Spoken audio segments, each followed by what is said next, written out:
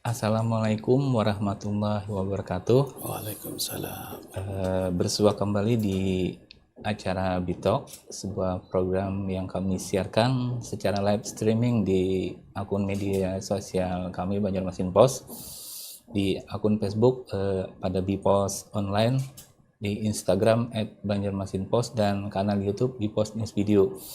Hari ini di studio kami kedatangan Kepala Dinas Perdagangan Provinsi Kalimantan Selatan, Bapak Sulkan SHMM. Kita sapa dulu beliau. Assalamualaikum Pak Sulkan. Waalaikumsalam warahmatullahi wabarakatuh. Apa kabar hari ini Pak? Alhamdulillah sehat walafiat. Terima kasih sudah hadir di studio kami, walaupun saya tahu kesibukannya luar biasa. Katanya juga segera berangkat ke Jakarta nih, urusan dinas.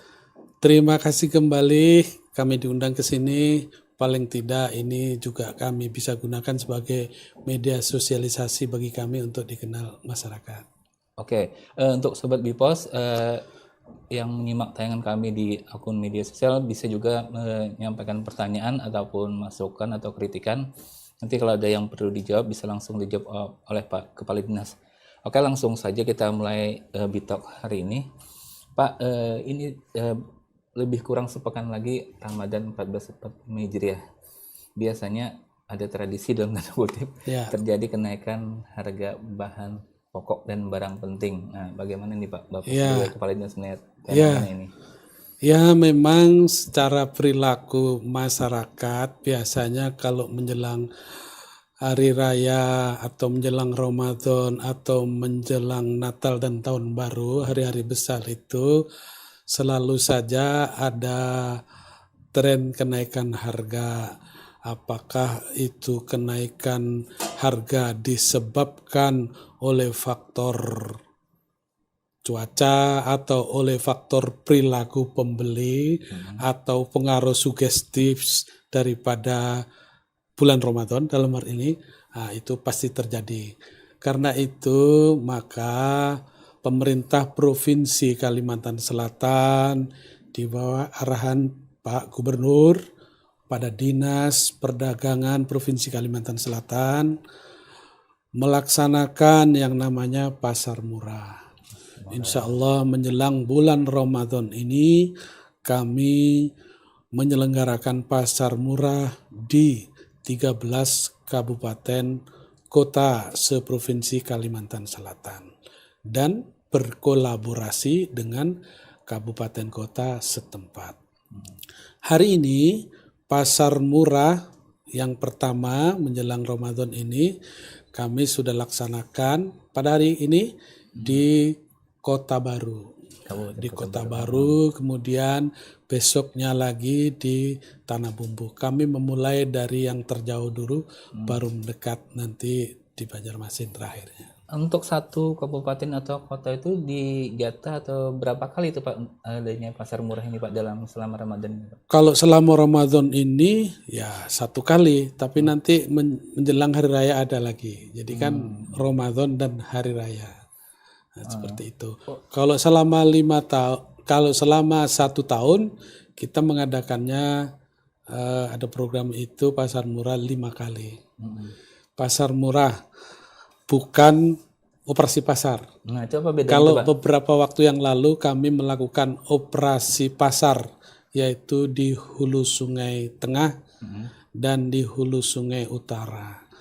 Kalau operasi pasar itu adalah kita lakukan manakala ada tren kenaikan harga di kabupaten yang tren itu mempengaruhi inflasi. Jadi operasi pasar itu diadakan itu terkait dengan inflasi, artinya pengendalian inflasi.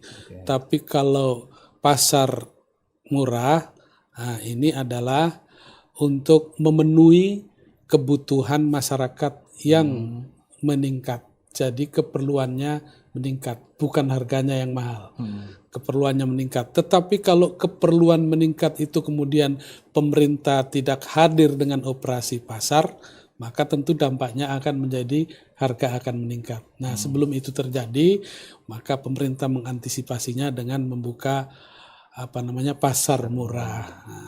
Kalau program ini sendiri baik operasi pasar maupun pasar murah tadi bisa nggak Pak diselenggarakan oleh pemerintah kabupaten atau kota masing-masing tanpa melibatkan provinsi Pak? Ya, kabupaten kota sesungguhnya dia juga ada program yang seperti itu. Oh ya. Tetapi kemudian kenapa provinsi harus hadir? Nah, provinsi hadir di sini juga operasi pasar ini walaupun tidak dimaksudkan untuk mempengaruhi inflasi tadi, tetapi itu akan berdampak. Kenapa? Karena kabupaten kota itu dia juga melaksanakan pasar murah seperti kami, misalnya di Kota Baru hari ini, itu titiknya berbeda. Oh. Kami berkoordinasi dan bekerja sama dengan kabupaten kota. Kalau kabupaten kota melakukan pasar murah, maka dia cenderung ke kecamatan dan desa. Tapi kalau provinsi itu cenderung di titik-titik inflasi, yaitu di kota.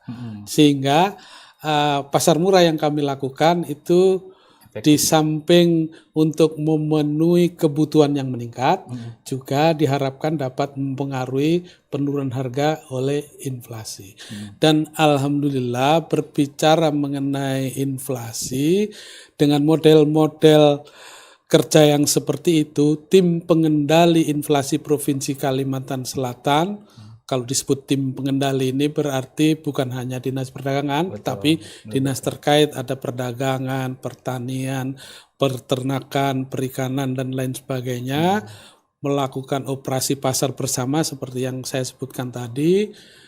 Kinerjanya alhamdulillah bagus, dan saat ini Provinsi Kalimantan Selatan itu termasuk daripada 10 provinsi yang terendah inflasinya di bawah nasional. Saat ini kita inflasinya 2,73, sedangkan nasional 2,75. Itu artinya menandakan program tadi memang menimbulkan dampak yang positif Pak ya? Baik. Alhamdulillah. Jadi memang program itu menimbulkan dampak yang positif.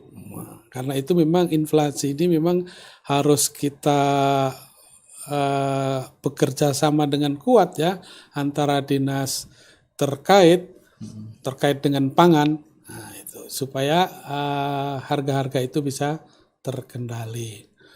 Beberapa komoditas di Kalimantan Selatan yang pernah terjadi inflasi, misalnya ikan haruan itu sampai hari ini masih mahal ya. Kemudian daging ayam ras, telur juga sempat inflasi, kemudian bawang, bawang merah maksudnya. Kemudian minyak juga itu pernah terjadi lonjakan harga. Tetapi pada hari ini lonjakan itu sudah melandai sehingga kita nilai angka inflasinya di bawah nasional yaitu 2,73. Alhamdulillah. Kalau untuk bahan pokok dan barang penting atau pokok penting ini kan kenaikan hampir terjadi di seluruh wilayah Indonesia Pak ya. Ya. Nah kalau untuk di Kalimantan Selatan sendiri ada nggak secara spesifik penyebab khususnya Pak? Mungkin yang berbeda dibanding daerah lain. Ya. Jadi kalau di Kalimantan Selatan ini yang baru-baru terjadi di minggu-minggu terakhir di bulan Februari tadi, minggu keempat, itu yang terjadi adalah bawang merah, kemudian ikan gabus, kemudian ikan nila. Selainnya itu normal, termasuk beras itu di Kalimantan Selatan. Kami waktu operasi pasar di HST dan di HSU langsung ngecek ke pasar induk masing-masing, dan memang betul untuk komoditas tadi ikan nila, ikan gabus, dan bawang merah itu terjadi kenaikan harga, walaupun kenaikan itu tidak terlalu tinggi, artinya tidak menimbulkan gejolak. Nah, untuk beras tidak ada masalah di Kalimantan Selatan karena beras itu terutama beras lokal ya ada pada distributor dan pedagang itu secara cukup. Dan secara keseluruhan Bapokting di wilayah Kalimantan Selatan sampai dengan hari ini tingkat kecukupannya tinggi. Artinya semua tersedia dengan cukup. Oleh karena itu tinggal perilaku kita saja. Gitu. Jangan berperilaku aksi borong ya. Karena barang itu ada aja cukup kan. Kalau masyarakatnya aksi borong itu kan bisa juga berpengaruh kan. Karena itu harapannya pada masyarakat ya normal saja membelinya. Kalau untuk kira-kira mencegah atau supaya orang tidak melakukan aksi borong tuh ada nggak Pak? Mungkin kewenangan dari Dinas Perdagangan ini Pak, mungkin selain himbauan atau apa? Ya himbauan saja. Ya himbauan saja. Dan dalam hari ini Pak Gubernur juga sudah mengeluarkan himbauan khusus untuk menjelang bulan Ramadan ini agar pemantauan harga-harga itu diefektifkan, lebih diefektifkan daripada biasa. Dan untuk ini kami menginformasikan kepada masyarakat bahwa Dinas Perdagangan Kabupaten Kota dan Provinsi itu bersama-sama melakukan pengecekan harga-harga itu setiap hari. Setiap hari dicek harga-harga dan Kabupaten Kota juga menyampaikan perkembangan harga-harga setiap hari itu kepada dinas provinsi sehingga kami bisa memantau dan manakala terjadi indikasi ada harga kenaikan di barang tertentu atau bahan tertentu maka kami bisa lakukan intervensi dengan misalnya membuka pasar murah tadi. Oke, kalau ini tadi Bapak ada menyinggung soal ikan harun atau gabus Ya.